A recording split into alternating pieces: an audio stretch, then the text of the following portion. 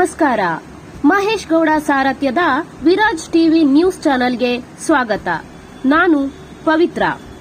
ಸ್ವಾತಂತ್ರ್ಯ ಬಂದ ನಂತರ ಇದುವರೆಗೂ ರಾಯಚೂರು ಜಿಲ್ಲೆಗೆ ಯಾವುದೇ ಮಹತ್ವಾಕಾಂಕ್ಷೆಯ ಯೋಜನೆ ಜಾರಿಯಾಗಿಲ್ಲ.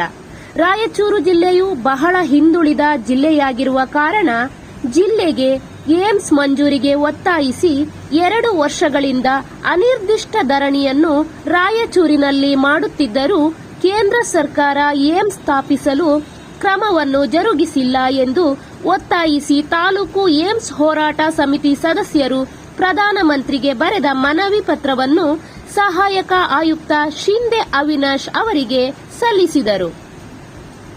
ಇನ್ನು ಹೆಚ್ಚಿನ ಸುದ್ದಿಗಾಗಿ ವಿರಾಜ್ ಟಿವಿಯನ್ನು ಪ್ರೋತ್ಸಾಹಿಸಿ ಹಾಗೂ ಸಹಕರಿಸಿ.